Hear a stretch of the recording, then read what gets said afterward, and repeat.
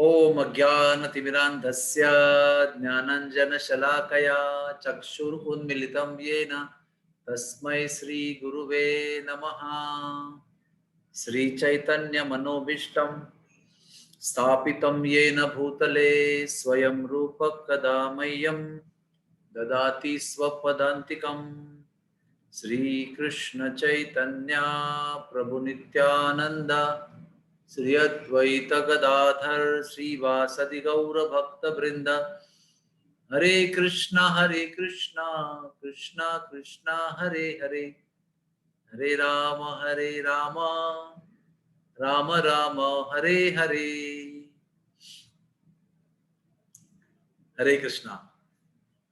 तो आज की इस सभा में आप सब लोगों का स्वागत है और कुछ संक्षेप में आपको निर्जला एकादशी के बारे में बताएंगे।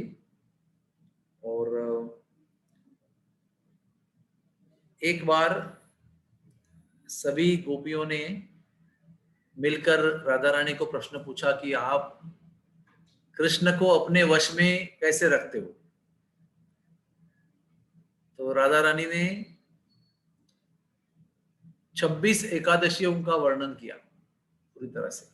26 एकादशी जो 15 दिन में एक बार आती है, तो 12 महीने की 24 एकादशी और अधिक मास की 2 एकादशी मिलकर 26 एकादशी।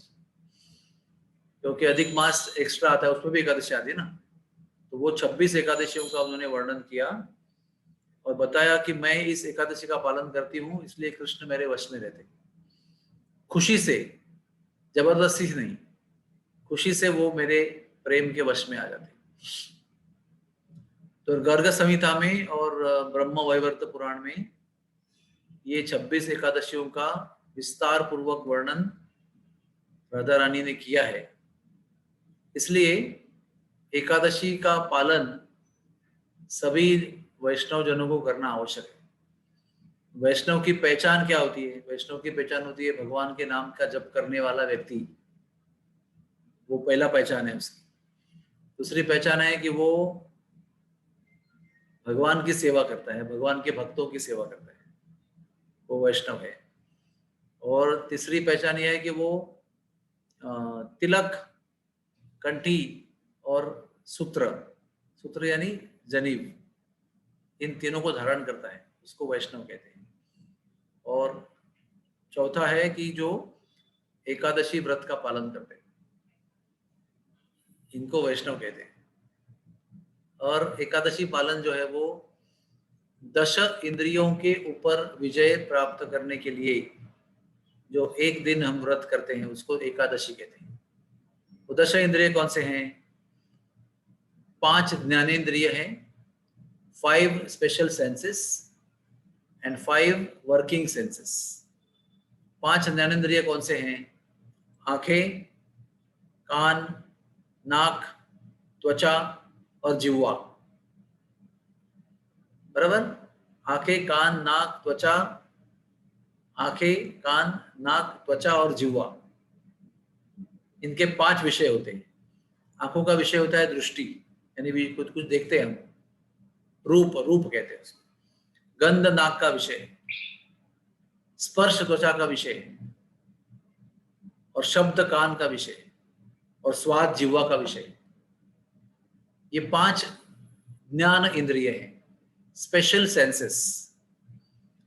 और 5 कर्म इंद्रिय हैं, हाथ 1, पांव 2, कंठ 3, पेट 4 और जननेंद्रिय, सेक्सुअल ऑर्गन्स, ये 5 कर्म इंद्रिय हैं जो काम करते हैं। तो ये पांचों स्पेशल इंद्रिय ऑफ नॉलेज, ज्ञान इंद्रिय, और 5 वर्किंग सेंसेस यानी कर्म इंद्रिय, ये 10 चीजों को नियंत्रण करने के लिए एक दिन का व्रत कहा गया है, वो एकादशी का व्रत है। और एकादशी के दिन जो व्रत करता है उसे और किसी भी विश्व में जितने व्रत हैं उस सभी व्रतों को पालन करने का लाभ उस व्यक्ति को एकादशी का व्रत करने से मिलता है। यानी कि हमारे धर्म में बहुत सारे व्रत दिए हुए हैं। सोमवार का व्रत दिया है, मंगलवार का दिया है, बुधवार का दिया है, शनिवार का दिया है, शुक्रवार का दिया है। बहुत सारे व्रत, कई प्रकार के, कई उद्देश्यों से भरे हुए कई सारे व्रत इसमें अवेलेबल है। कोई नवरात्रि व्रत चैत्र नवरात्रि करते हैं, कोई अश्विन शरदीय नवरात्रि करते हैं। कई प्रकार के व्रतों का वर्णन हमारे शास्त्र में है और सब प्रकार के व्रतों का उद्देश्य एक ही होता है, इंद्रियों पर निग्रह प्राप्त करना, इंद्रियों में नियंत्रण प्राप्त करना। यही सभी व्रतों का उद्देश्य होता है और इंद्रियों को रोकने से ही व्रत होता है। कोई भी व्रत देखो आप, इसमें आप बोले ये नहीं खाना है, एक ही बार खाना है, खाली जल ही पीना है और शाम को ही छोड़ना है, ऐसा सारे इंद्रियों का निग्रह ही है सब।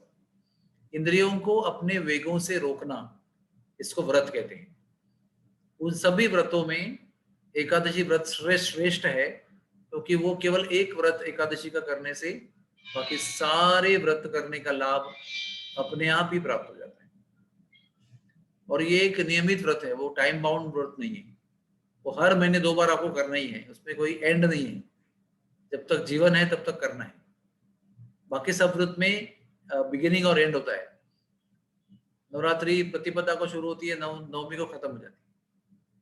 16 सोमवार के बाद समाप्त हो जाता है। 16वें शुक्रवार के बाद समाप्त होता है। ऐसे हर एक व्रत को बिगिनिंग एंड एंड होता है। एकादशी का व्रत जो है वो जीवन भर करना होता है और कृष्ण को प्रसन्न करने के लिए एकादशी व्रत बहुत महत्वपूर्ण है। बड़ी आसानी से हम कृष्ण को प्रसन्न कर सकते हैं, सुप्रीम लॉर्ड। और क्या करना है हमको एकादशी व्रत, मतलब एकादशी के दिन अन्न नहीं खाना है। मिनिमम लेवल क्या बताई गई है, मिनिमम लेवल अन्न नहीं खाना है, मतलब चावल, गेहूं, दाल, कोई पल्सेस, ये सब नहीं खाना है। क्या क्या खाना है फिर, सब्जी, फल, दूध, ये खा सकते हैं, दूध के पदार्थ खा सकते हैं। ये एक लेवल का व्रत हो गया। अगर आपको अभ्यास हो गया और आपको थोड़ा ऊंचा उससे उठना है, अच्छे दर्जे का व्रत करना है, तो आप पकाया हुआ अन्न नहीं खाएंगे, आप केवल कच्चा अन्न खाएंगे, यानी कि फल खाएंगे, दूध पिएंगे, ड्राई फ्रूट खाएंगे। इसमें अग्नि संस्कार नहीं हुआ है, no fire activity, as it is.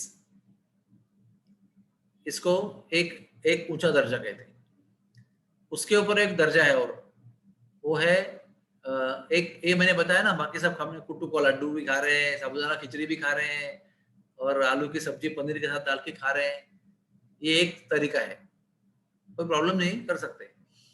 उससे ऊंचा है सफल, यानी केवल फल, चाहे सूखे फल या गीले फल, यानी सफल, चाहे मेवा फल या तो फ्रेश फल और दुग्ध पदार्थ। उसके ऊपर एक और दर्जा है सजल, यानी केवल दूध पानी पीने आपको, और मैं भी पी लेता हूँ।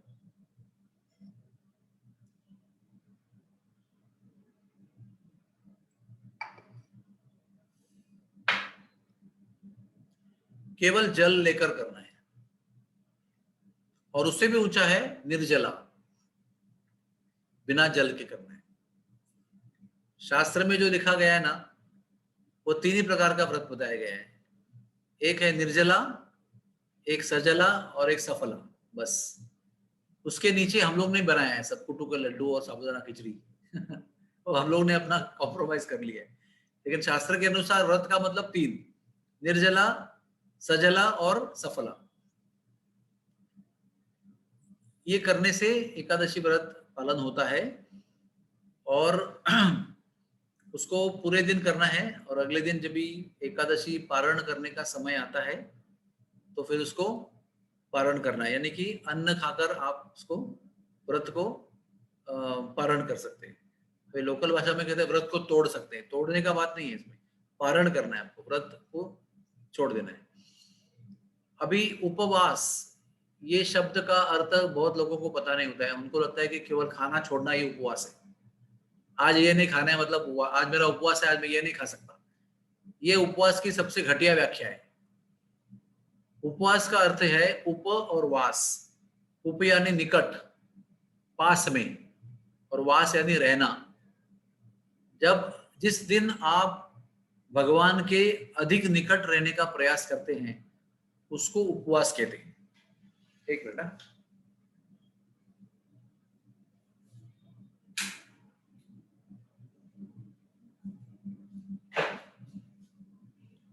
जिस दिन भगवान के अधिक निकट रहने का हम प्रयास करते हैं उस दिन को उपवास कहते हैं। और वो अधिक भगवान के निकट रहने के लिए जो अनुकूल चीजें हैं वो है वो अन्न छोड़ देना। अन्न छोड़ना ये उपवास का प्राथमिक उद्देश्य नहीं है। उपवास का प्राथमिक उद्देश्य है कि उस दिन हमारी चेतना, हमारी भावना, हमारा मन भगवान में लगा रहे दिन भर, अन्य दिनों से अधिक लगा रहे। अन्य दिन भी हम भगवान के पास ही रहने का प्रयास करते हैं, जब करते हैं, लेकिन अन्य दिनों से अधिक मात्रा में, अधिक प्रमाण में इस दिन में आपको भगवान के निकट रहने का प्रयास करना है। क्रोध नहीं करना है, झगड़ा नहीं करना है, और द्वेष नहीं करना है, किसी की निंदा नहीं करनी है। यानी कि केवल भोजन से आपको अलग रहना नहीं है, लेकिन वाचा से भी आपको शुद्ध रहना है। सुनना भी आपको शुद्ध है, वो दिन देखना भी शुद्ध है। जैसे कि वो दिन आप वीडियो देख रहे हैं यूट्यूब पे बैठ के, और उपवास है हमारा, आज हम लोग खाना नहीं खा रहे, लेकिन यूट्यूब में फालतू फिल्म देख रहे हैं, तो वो उपवास भंग हो गया आपका। पांचों इंद्रिय जो हमारे है ना, सुनना है, देखना है, बोलना है, सूंघना है, स्पर्श करना है, इस सबको भगवान के विषय में लगाना है। और जो पांच कर्मेंद्रिय है उनसे भी वही कार्य करना है जो भगवान के विषय में आपको याद दिला दे। तो ये उपवास का जो मूलभूत उद्देश्य है उसको समझना बहुत जरूरी है। उपवास इज इक्वल टू लंघन नहीं है। लंघन उपवास का एक हिस्सा है, लेकिन लंघन का मतलब उपवास नहीं है। लंघन करते हैं क्योंकि उसमें उपवास, भगवान के निकट रहने का जो प्रयोजन है वो सफल होता है, इसलिए उसको लंघन करते हैं। लेकिन लंघन ये उपवास की पूरी व्याख्या नहीं है। सो वास्तविक दृष्टि से देखा जाए तो लोग कैसे बोलते हैं, अरे कल एकादशी है, खा लो अच्छी तरह से, कल तो उपवास करना है। ये जो हमारा अप्रोच है ना, अप्रोच ये सबसे बड़ा गलत अप्रोच है। अरे कल अत्याचार अत्याचार होने वाला है, इसलिए खा लो पहले से ही, कल भूखी लगेगी नहीं। ऐसा नहीं होना चाहिए। वास्तविक रूप में क्या कहा गया है, दशमी के शाम को ही आपको एकादशी भोजन करना है। दशमी का लंच ले लिया, उसके बाद में आपको फलाहारी करना है, ताकि एकादशी शुरू होने के दिन समय पेट में अन्न नहीं होना चाहिए, वो सब खत्म होना चाहिए। तो कल का खाया हुआ हेवी करना एकादशी के दिन पेट में अभी भी है, रोटी का अभी भी उधर अस्तित्व है, चावल का भी अस्तित्व है, मिठाई का भी अस्तित्व है, तो वो सही एकादशी नहीं। और एकादशी के पारण तक आपको वो रखना है, और उसके बाद में अरे अभी उपवास छोड़ने का समय आया तो पूरा जलेबी, बासुंदी, पराठा, समोसा सब खा रहा है, तो ये भी गलत अप्रोच है।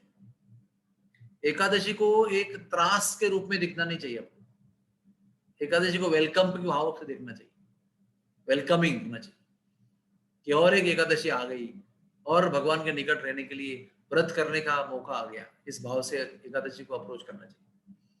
जैसे जब भी कोई औरत होती है ना प्रेग्नेंट, तो दो तरीके होते हैं। वो सोचती है कि बाप रे डिलीवरी होने वाली है, बाप रे मुझे नहीं होने वाला है, मैं तो अभी बोलूंगा सिजेरियन कर दो मेरा, या तो एपिड्यूरल दे दो एनेस्थीसिया, मुझे नहीं वो पेन सहन करना है। तो हमारे शास्त्र में क्या लिखा है कि प्रेग्नेंट औरत को बच्चे के वेलकम की भावना करनी चाहिए, और वो वेलकम करने के लिए प्राकृतिक दृष्टि से वो दर्द भी होगा तो भी वेलकम करना चाहिए, तो बच्चे पर प्रेम अधिक होता है। जो माँ एस्केप करती है ना पूरा वो पेन को, चाहती कि मुझे नहीं करना है, मुझे बेहोश कर दो और सिजेरियन कर दो, मुझे दर्द नहीं सहन करना है, या तो पीछे से सुई लगा दो एपिड्यूरल एनेस्थीसिया ताकि बिना दर्द की डिलीवरी हो जाए, ये मतलब बालकों के विषय में वेलकम नहीं है। वैसे ही एकादशी के दिवस को वेलकम करना चाहिए।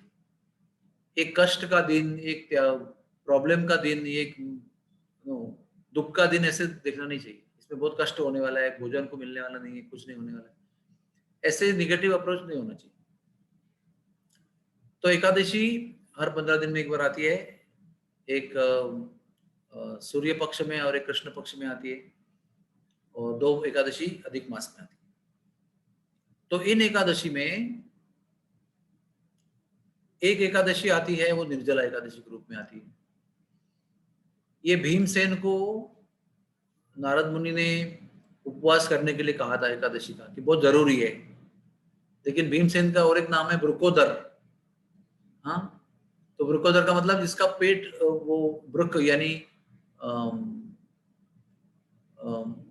आई थिंक अस्वल, ऐसा कुछ, I don't know exactly what, जिसको बहुत भूख रहती है, मतलब असह्य भूख रहती है उस व्यक्ति को, भयंकर भोजन करता है।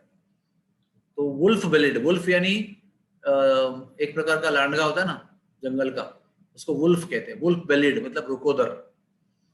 तो उसको कभी भी भोजन छोड़ना मुमकिन नहीं था। जब वनवास में थे ना, तभी भी जो भिक्षा करते थे, तो सारी भिक्षा जो है ना, वो आधा आधा बांटती थी कुंती माता, 50%, और आधा बांटकर आधा भीम को देती थी, और आधा जो है वो बाकी 4 बालक और खुद ये मिलके बांट के खाते थे। ऐसी ये भीम की अवस्था थी। और इतना सब करके भी ऐसे कहते हैं कि 14 बरस भीम, 12 बरस 13 बरस भीम से भूखा ही रहा। अरे लास्ट ईयर में जरा वो कुक बना ना विराट नगरी में, थोड़ा बहुत तो उसका काम हो गया, लेकिन बाकी 12 बरस तो बोला बेचारा भूखा ही रहा। वो इतना बड़ा उसका एपेटाइट था, अब उसका उपवास बनता नहीं था उससे। तो फिर उसको ये एकादशी बताई गई कि तुम ये करोगे ना, अच्छी तरह से निर्जला करोगे, तो तुमको बाकी सारी एकादशी करने का भी लाभ मिलेगा, इसलिए ये करो। इसलिए उसको भीम भीम एकादशी भी कहते हैं, और पांडव निर्जला एकादशी भी कहते हैं। तो इसलिए जिन लोगों का बाकी 25 एकादशी में कुछ ना कुछ गड़बड़ हो गया होगा, कभी कभी कुछ मुंह में डाल दिया होगा, या किसी ने दिया होगा आपको कहीं जाने को, आप भूल गए होंगे। जैसे कभी कभी क्या होता है, मेरे रूम में एकादशी में लोग आते हैं, तो मैं उनको नाचने का लड्डू निकाल के देता हूँ एज ए हैबिट, और बाद में याद आता है, अरे आज तो एकादशी, नाचनी खाना नहीं आपको आज। एक समझो मैंने दिया और आप तुरंत खा भी लिया, मतलब आपका एकादशी उधर भंग हो गया।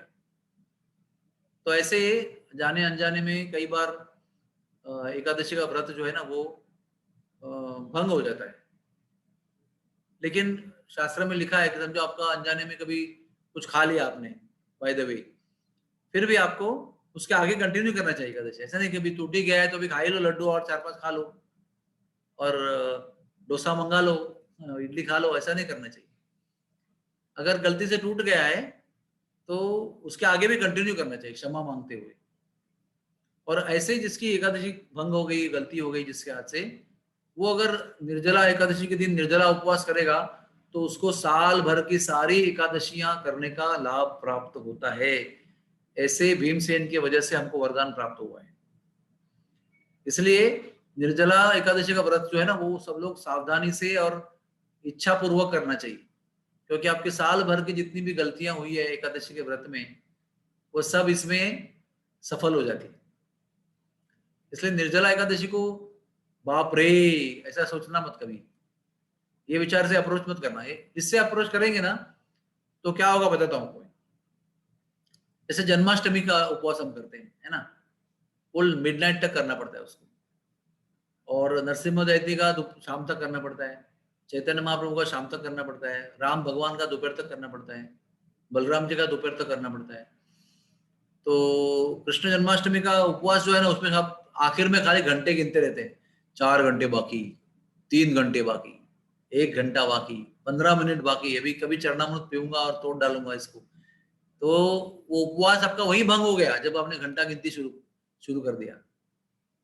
क्योंकि आपका मन जब भगवान से हट गया, और वो प्यास और भूख के विचार में आपका मन आ गया कि कितने घंटे बचे, कितने घंटे बचे, अभी कितना बजे पी सकते हैं, कितना बजे पी सकते हैं, अभिषेक के बाद पी सकते हैं क्या, ऐसा तो प्रश्न आते हैं ना, मतलब आपका उपवास वहां खत्म हो गया। उपवास का मतलब उपवास क्यों करते हैं, क्योंकि ये खाना पीना टाइम पास नहीं करना चाहिए उसके अंदर। वो खाना खाएंगे तो उसको हजम भी करना पड़ता है ना, उसमें भी एनर्जी खर्च होती है। एक तो बनाने में एनर्जी खर्च होती है, फिर खाने में टाइम जाता है, फिर खाने के बाद में उसको डाइजेस्ट करने में समय जाता है, नींद भी आती है। ये सब टाल कर अच्छा उत्साह पूर्वक समय उत्पन्न करके उस उत्पन्न किए हुए समय में केवल भगवान का ध्यान करने के लिए उपवास होता है, और भगवान का ध्यान हट गया और खाली पानी की याद आ रही है और खाने की याद आ रही है, तो उपवास आपका खत्म हो गया उधर ही। इसलिए निर्जला उपवास के समय क्या करना चाहिए? अगर आपको पानी का और खाने का कष्ट नहीं होना चाहिए, तो दिन भर आपको जप करना चाहिए, भगवान की कथा में रहना चाहिए, भगवान की कथा बोलना चाहिए या सुनना चाहिए, या भगवान की सेवा में मग्न होना चाहिए, अपने आप को मग्न रखना चाहिए। जैसे जितना अपने आप को आप बिजी रखेंगे, इंद्रियों को मग्न रखेंगे, उतना वो आपको याद नहीं दिलाएंगे कि आज पानी नहीं पीना है, अरे आज आपको खाना नहीं खाना है। बार बार उसका विचार करेंगे तो उपवास कैसा हो गया आपका? इसलिए एकादशी के दिन हम सामने पानी का ग्लास भी रखते नहीं, उसको कहीं और रखते हैं। नहीं तो क्या होगा, आदत के अनुसार निकाल के उसको पिएंगे आप, क्योंकि स्वभाव है आपका, प्यास लगे तो पानी पीना आपका स्वभाव है, तो आप तुरंत पिएंगे। तो इसलिए एकादशी के दिन सारे लड्डू के डब्बे निकाल के दूर रखते हैं, पानी का ग्लास बॉटल दूर रखते हैं, ताकि आपको टेम्पटेशन ना हो, काम के बीच में सडनली आप भूल न जाए। और स्वेच्छा से उपवास करें, कष्ट समझ के ना करें, स्वेच्छा से, आनंद से, उत्साह से इसका उपवास करें। और उपवास को सफल करना है तो जितना हो सके उतना मन को, इंद्रियों को भगवान के विषय में लगाएं। मैं क्या करता हूं, मैं ऐसे दिनों में दिन भर कथा करता हूं, यहाँ वहां किधर भी बिजी रहता हूं, क्योंकि जैसे हम कथा करते हैं ना, तो सारे इंद्रियों के लेवल के ऊपर चले जाते हैं। वो फिर बॉदरेशन नहीं होता कि अरे खाना ही नहीं खाया और पिया ही नहीं, कुछ नहीं, समझता भी नहीं। और मंदिर में जाएंगे आप, मंदिर में सेवा करेंगे तो आपको याद ही नहीं आएगा भक्तों के बीच में। तो कार्य मग्नता, activities to engage your senses is the secret behind successful उपवास। यशस्वी उपवास के पीछे आपके इंद्रियों को मग्न रखना सेवा में, कार्यों में, भगवान के कार्य में मग्न रखना, ये सफल उपवास का रहस्य है, सीक्रेट है। आप लोगों को उसको पालन करना है। और बिना इंद्रियों के निग्रह के आध्यात्मिक प्रगति नहीं हो सकती। इसलिए हर धर्म में, चाहे वो हिंदू धर्म हो, क्रिश्चियन धर्म हो, मुसलमान धर्म हो, अलग अलग प्रकार के उपवास बताए गए हैं। मुसलमानों में रमजान का उपवास है, क्रिश्चियनों में मदर मेरी का उपवास है, जीसस के दिन भी उपवास करते हैं, ईस्टर संडे को, ईस्टर क्या उसको, गुड फ्राइडे को उपवास करते हैं। कई दिनों में उपवास करते हैं, क्योंकि अपने सेंसेस को, इंद्रियों को दमन करके भगवान की सेवा में लगाना, ये हर धर्म का प्राथमिक हिस्सा है। तो उपवास ये धर्म का एकदम क्या कहते हैं, अविभाज्य अंग है। Inseparable activity of Dharma is उपवास। और हर उपवास का उद्देश्य एक ही होता है और होना चाहिए, भगवान के पास, मन से भगवान के पास रहना। जो मन से भगवान के पास में है वो उसको गाली कैसे देगा, झगड़ा कैसे करेगा, बुरा कैसे सोचेगा? तो भगवान के पास में है वो बुरा सोचेगा कैसे, बुरा बोलेगा कैसे, कलह कैसे करेगा, झगड़ा कैसे करेगा? नहीं कर सकता है। तो ये हमारे जीवन में क्या है ना, मोस्ट इंपॉर्टेंट बात क्या है, कोई भी कार्य करो ना, समझ के करो। तो क्यों कर रहे हैं वो समझ के करो। भक्ति विधान में मॉर्निंग प्रार्थना होती है, क्यों होती है वो समझ के उसको अटेंड करो, पर्पस समझो उसका।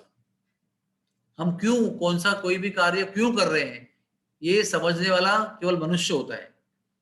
कुत्ता बिल्ली के लिए ये विषय नहीं है कि वो जो कर रहे हैं वो क्यों कर रहे हैं, वो कोई प्रश्न पूछते नहीं, वो खाली करते रहते बस।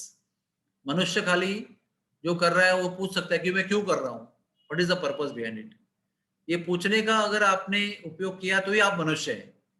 अगर आप प्रश्न प्रश्न करते हो तो ही आप मनुष्य हैं, क्योंकि प्रश्न करने की जो शक्ति है केवल मनुष्य को दी गई है और किसी को नहीं दी गई।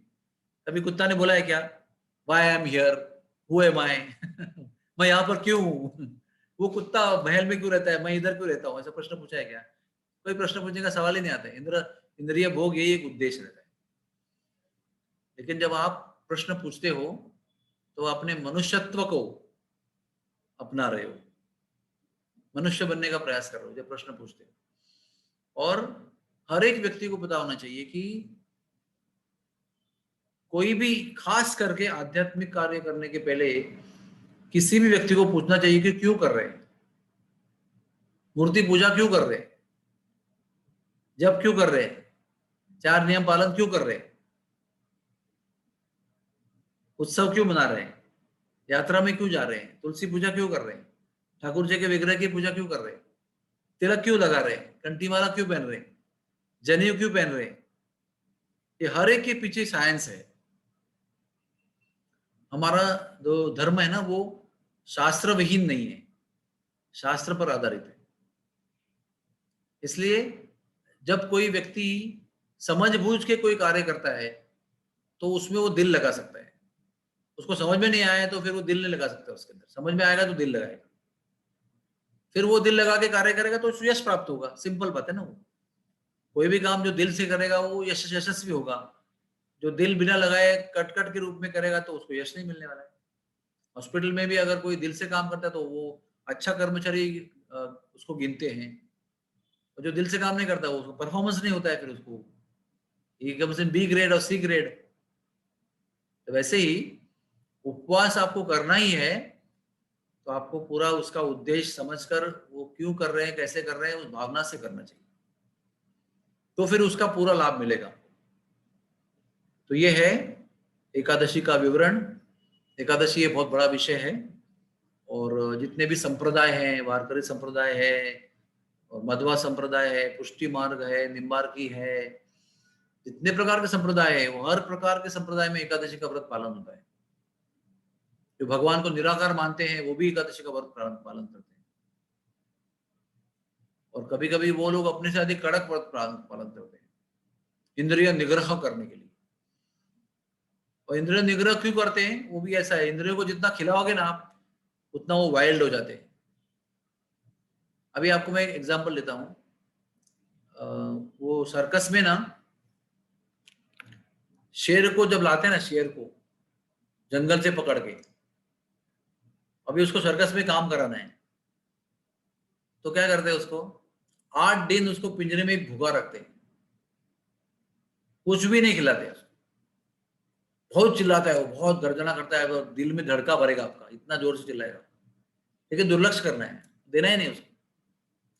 तो पहले दिन बहुत चिल्लाएगा, दूसरे दिन थोड़ा सा कम चिल्लाएगा, क्योंकि शक्ति नहीं ना, उसको एनर्जी नहीं मिल रही ना। थर्ड डे और कम, 7वें दिन म्याऊं करेगा क्यों? क्योंकि वो शक्तिहीन हो जाएगा पूरा। जो उसके अंदर खूंखारता है, क्रूरता है, उस खत्म हो जाएगी। फिर वो मास्टर आएगा और 1 पाव किलो का मांस फेंकेगा उसके ऊपर, और जिसके लिए 10 किलो की भूख है वो पाव किलो खाएगा तो वो नियंत्रण में आ जाएगा उसके। फिर वट मतलब खड़ा उठ जाएगा, बैठ मतलब बैठ जाएगा, तो बहुत सारा काम करवाएगा, फिर पाव किलो फेंकेगा उससे सामने। ऐसे करते उसको कंट्रोल करते उसको। अगर उसको फर्स्ट डे से चिल्लाएगा इसलिए डर के बारे में खिलाते रहेंगे तो कभी भी उसको ट्रेन नहीं कर पाएंगे आप। तो इंद्रियों पर आपको अगर नियंत्रण प्राप्त करना है, पहले इंद्रियों को खिलाना बंद करो। और हम क्या सोचते हैं कि ज़बान ही ऐसी एक वस्तु है जिसको हम खिला सकते हैं। नहीं, आप कान को भी खिला रहे हैं, उसका खाद्य खिला रहे हैं ना। क्या है, कुछ सुनना है आपको, फिल्मी सॉन्ग सुनना है, और कुछ सुनना है, तारीफ सुननी है आपको, या किसी की निंदा सुननी है, ये कान का विषय है, ये कान का भोजन है। आंखों का भोजन क्या है, आपको देखना है, सुंदर रूप देखना है किसी का, खुद का देखना है, किसी और का देखना है, किसी स्त्री का देखना है, पुरुष का देखना है, या सुंदर कुछ चीज देखनी है आपको, वो आंखों का विषय है, आंखों का भोजन है। नाक का भोजन क्या है, अच्छा सुगंध चाहिए आपको हर चीज का, गुलाब का चाहिए, फूल का चाहिए, अदरक का चाहिए, अगरबत्ती का चाहिए, बदबू नहीं चाहिए आपको, वो नाक का विषय है। और त्वचा का विषय कैसे है, गर्मी आपको पसंद नहीं आएगी, आपको ठंडी हवा चाहिए, एयर कंडीशन की चाहिए, या तो ठंडी हवा में जाना चाहिए। तो हर एक इंद्रिय का एक विषय है, वो विषय उनको देना नहीं है आपको उस दिन। अभी आपने उपवास कर दिया, मैंने बोला ना कि फिल्मी गाने सुन रहे हैं, यूट्यूब का वीडियो देख रहे हैं, तो उपवास नहीं हो रहा है। वो इंद्रियों को खाना खिला रहे हैं, आप पूरी तरह से खिला रहे हैं, जो नहीं खिलाना है वो भी खिला रहे हैं। तो उस दिन केवल जबान को खिलाना नहीं, यही काम बाकी नहीं है। जबान को खिलाना नहीं है और बाकी इंद्रियों को भी नहीं खिलाना है, और बाकी सारी इंद्रियों को भी भगवान की सेवा में ही लगाना है। अगर देखना है तो भगवान का वीडियो देखो, सुनना है तो भगवान के प्रवचन सुनो, उसी में लगे रहो, तब जाकर आपका सही उपवास होगा। नहीं तो उपवास केवल एक नाम की चीज है। आप राह देख रहे हैं कभी द्वादशी आएगी, कभी मैं खाऊंगा, और एकादशी के दिन में वो प्लानिंग चलते रहता है, द्वादशी में मैं ये बनाऊंगा, वो बनाऊंगा, ये खाऊंगा, वो खाऊंगा। तो काहे की एकादशी हो गई बताओ? द्वादशी का डोसे का आटा जो है वो एकादशी को भिगा के रखा है कि दिन में भिगाऊंगी, रात को बांटूंगी और सुबह उसको पकाऊंगी। मतलब चिंतन तो विषयों का ही चल रहा है ना आपका, जो आपने त्याग दिया है उसी का चिंतन मन कर रहा है कि जैसे उपवास छोड़ूंगा ना, पहले इडली खाऊंगा, तो इडली खाऊंगा तो भी एकादशी के दिन उसको भिगाना पड़ेगा ना, दिन भर भिगाना पड़ेगा, रात को ग्राइंड करना पड़ेगा। तो कैसा एक उपवास है? उपवास होगा ये ऐसा उपवास नहीं होता है। मन से, तन से, इंद्रियों से, सबके लिए उपवास होना चाहिए, वो भी इच्छा पूर्वक, स्व इच्छा पूर्वक होना चाहिए, तब जाकर भगवान प्रसन्न होते हैं। तो नाम मात्र उपवास करने से उपवास नहीं होता है। और एक तरीके से उपवास नहीं होता है। कैसे नहीं होता है? एकादशी दुप्पट खाशी, और सुबह के समय पे मेवा खाएंगे, दोपहर के समय दूधी का हलवा खाएंगे, फिर वो रबड़ी खाएंगे, पनीर की सब्जी खाएंगे, फिर शाम के समय कुट्टू को लड्डू खाएंगे। तो जो उपवास है आज क्या है, वो कमजोरी है, तो ये सब खाना पड़ता है। फिर वो सामा का खिचड़ी खाएंगे, सामा की खीर खाएंगे, साबूदाना की खीर खाएंगे। ऐसा पूरा बोलते हैं कि एकादशी के दिन तो बाकी दिन से ज्यादा खाते हैं खाना, इसी भय से कि हम लोग अनाज नहीं खा रहे, आज हम लोग अनाज नहीं खा रहे, कहीं कमजोर ना हो जाए, इसलिए सब कुछ 56 आइटम खाते हैं एकादशी के, एकदम नियम से, घी में तड़का लगा के खाते हैं। तो एकादशी दुप्पट खासी करेंगे तो क्या फायदा है उसका? तो यूजलेस थिंग।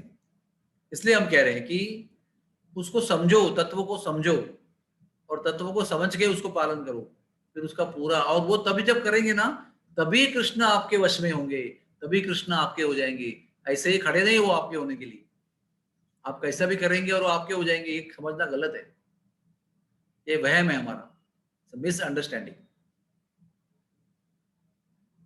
और अभी प्रश्न पूछिए आप, मैं आपको सबको अनम्यूट करता हूँ। मैंने आपको अभी काफी बता दिया है इसके बारे में, अभी आप हमें प्रश्न पूछिए, प्रैक्टिकल सवाल पूछिए, क्योंकि रविवार का एक दिन बीच में है और सोमवार को आपको निर्जला उपवास करना है।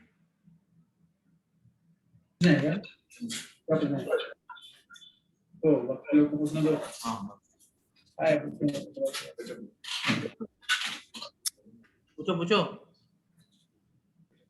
जी किसी का हेल्थ का कुछ इश्यू रहेगा और थोड़ा सा भी फास्टिंग है तो एसिडिटी हो जाते हैं और दूसरा कुछ हो जाते हैं, तो कैसे? ऐसा है, मैं आपको एक एग्जांपल लेता हूँ। परम पूज्य राधानाथ स्वामी महाराज एक समय भक्ति वेदांत में बहुत ही सीवियर निमोनिया से एडमिट थे, और उस समय उपवास आया था, और वो उपवास के बड़े पक्के थे। तो हमने कहा महाराज आप बीमार हो, एंटीबायोटिक दे रहे हो, आप उपवास मत करो, आपको दवाई लेना है। तो उन्होंने नहीं माना, फिर उन्होंने कहा कि आप जनन निवास प्रभु से सलाह करो, कंसल्टेशन करो, और मुझे बताओ क्या करना है। तो जनन निवास प्रभु ने बताया, सब लोग ध्यान से सुनिए, कि एकादशी के दिन अगर डॉक्टर के एडवाइस से आप कोई दवा लेते हो और उसके लिए आप कुछ खाना पड़ता है, तो एकादशी भंग नहीं होती है। नंबर 1, वैद्य के आदेश के अनुसार अगर आप कुछ खाएंगे पिएंगे तो आपका व्रत भंग नहीं होता है, और गुरु की आज्ञा होगी आपको कि आप खाओ और जाओ काम पे, कोई बिना खा के कमजोरों के घर में मत बैठो। मैं कह रहा हूं ना, ये खाओ और जाओ सेवा में अपने, तो भी एकादशी भंग नहीं होती। तो मेडिकल ग्राउंड्स, हेल्थ ग्राउंड्स, वैद्य की सलाह और गुरु की सलाह अगर होती है तो आपका एकादशी भंग नहीं होता है।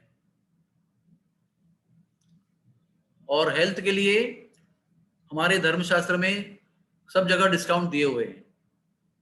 प्रेग्नेंट औरत, बुढ़े लोग, बच्चे लोग, और बीमार व्यक्ति, इनके लिए कोई बंधन नहीं होता है, लेकिन उनको भी अगर खाने पीने का नियम पालन करना मतलब मुमकिन नहीं है, उनको बाकी सारे व्रत का नियम पालन करना चाहिए, श्रवण करना चाहिए, बाकी सब टाइम पास नहीं करना चाहिए, जप करना चाहिए, हाँ, सेवा में लगना चाहिए, ये सारी चीजें उनको करना चाहिए।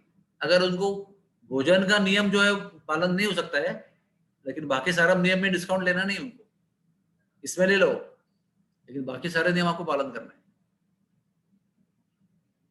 और अगर आपको एसिडिटी होती है निर्जला में, तो आप फिर एक चीज तय करो कि मैं नींबू शरबत पीऊंगा, उतना ही जितना मेरे को जरूरत है पेट को रखने के लिए। लेकिन किसी भी डिस्काउंट का ना गलत फायदा नहीं उठाना चाहिए कि मुझे मिला है इसलिए वो 4 लीटर शरबत ही पी रहा है दिन भर, ऐसा नहीं होना चाहिए। मेरा एक ऐसा, इसमें मैं खुद जो करता हूँ बताता हूँ मैं आपको। अभी मेरा एग्जाम्पल से आपको काफी उत्तर मिलेंगे। जैसे मैं डायबिटिक हूँ, है ना, और डायबिटिक लोगों को क्या होता है ना, शुगर ज्यादा होगी ना तो कोई टेंशन नहीं रहता है, क्योंकि ज्यादा शुगर में से कोई मरता नहीं है। लेकिन शुगर कम हो गया ना तो वो मर जाता है, मर सकता है on the spot. Low sugar से आदमी मरता है तुरंत, अगर शुगर 25 हो गया तो वो खत्म हो सकता है। तो हमारा एकादशी में क्या टारगेट रहता है कि शुगर डाउन नहीं होना चाहिए किसी भी हालत में, बढ़ गया चलेगा, डाउन नहीं होना चाहिए। और एकादशी के दिन कथाएं होती है, एकादशी को दिन बोलो, जन्माष्टमी को बोलो, गौर पूर्णिमा बोलो, रामनवमी बोलो, सब जगह कथा रहती है, 3-3 4-4 घंटे, राधाष्टमी 4 घंटे 5 घंटे कथा रहती है। तो मैं क्या करता हूँ, डायबिटीज, उपवास और कथा, ये तीनों को मेल खाने के लिए क्या करता हूँ, कथाकारों के यहाँ पर बोलता हूँ कि एक गिलास दूध शक्कर डाल के तैयार रखो, टेबल के पास रखो। अगर मेरी घंटी बजती है तो उसको उठाऊंगा, मुंह में डालूंगा और कथा करते रहूंगा, क्योंकि कथा करना जरूरी है, कथा रुकना नहीं चाहिए। एकादशी उपवास है, प्रभु जी का शुगर लो हो गया है, प्रभु जी कमजोर हो गए हैं, अभी कथा नहीं कर सकते हैं, ऐसा नहीं होना चाहिए। सेवा होती रहनी चाहिए, सेवा में बाधा नहीं आनी चाहिए। और सेवा को करते रहने के लिए अगर एक घूंट दूध पीना जरूरी है शुगर वाला, तो बीच में उठा के पी लेने का उसको। लेकिन उसके वजह से नहीं पीना है इसलिए मैं कथा ही नहीं कर सकता, अभी बंद कर रहा हूं, मैं, मेरे हाथ पांव कांप रहे हैं, मैं जा रहा हूँ सोने के लिए, फिर वो उपवास का क्या मतलब है, जिसमें आपको सेवा मिली है और सेवा आप कर नहीं सकते हैं नियम के आग्रह से, तो वो गलत है। इसलिए मैंने अगर 10 जगह पर बोला है, 10 टाइम मैंने बोला होगा समझो, दूध रखो उधर, तो मैंने उसको एक ही बार पिया है, 9 बार नहीं पिया है। लेकिन मेरे मन में फिक्स है, उधर रखा हुआ है, टेंशन लेने की जरूरत नहीं है। अगर चक्कर आने लगा, घंटी बज गई, तो तुरंत उसको पीना है और सेवा चालू रखनी, सेवा में बाधा नहीं आनी चाहिए। लेकिन मुझे अभी भी याद है, निर्जला एकादशी में मैंने एक बार जगन्नाथ के ऊपर पूना के मंदिर में 6.5 घंटा कथा किया था, सब रखे किया था बाजू में, सब शरबत दूध में रखा था, लेकिन पिया नहीं मैंने उसको, जरूरत नहीं पड़ी, नहीं पिया। लेकिन कभी जन्माष्टमी के दिन मैंने महाप्रसाद का दूध शक्कर डाल के रखा था, वो पिया भी है। डिपेंड्स ऑन सिचुएशन, बहुत पसीना आया, बहुत गर्मी थी और कथा बोलते बोलते गसा सूख गया और चक्कर आने लगा, तो फिर तुरंत पीना और आगे कथा करते रहनी। जितना घंटा कथा का प्रयोजन है उतना करना है। तो इसको कहते हैं युक्त। युक्त मतलब क्या, whatever is necessary to the needful. Fanatic नहीं बनना है कि ऐसे ही करना है और ऐसे ही नहीं करना है, ऐसा नहीं। जो जरूरत है वो करना है, अपना सेवा में खंड नहीं आना चाहिए। और कोई प्रश्न किसी का है, बोलो। अब ये प्रश्न पूछेंगे प्रेम विलास माता जी।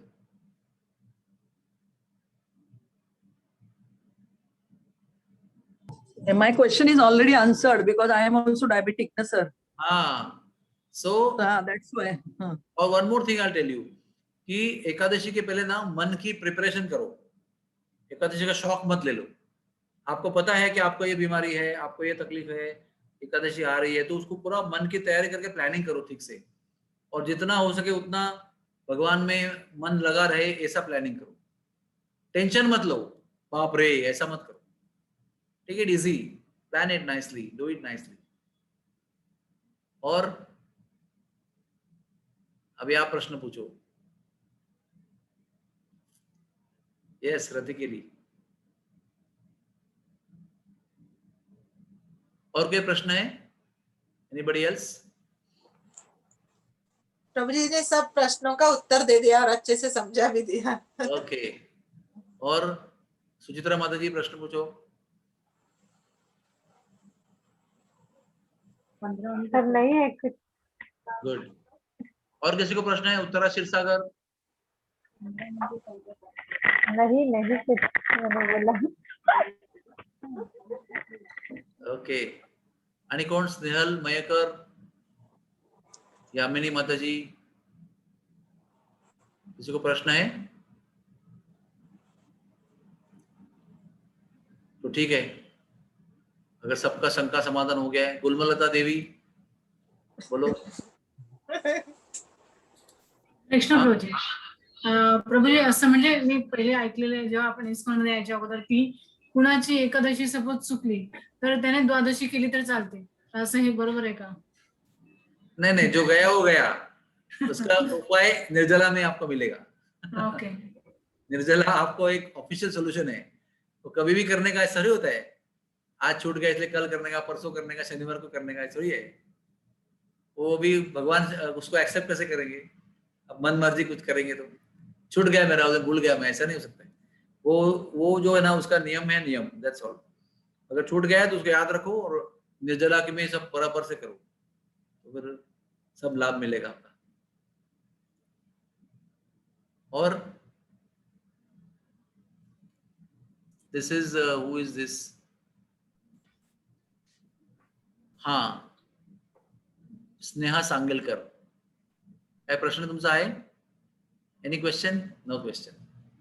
968041। हरी बोल। प्रभूजी माझा एक प्रश्न होता. हरे हाँ, कौन बोलते हैं? कृष्ण. सुरेश उकलकर बोलतोय प्रभूजी. योगेश कौन बोलते हैं? सुरेश उकलकर बोलतोय.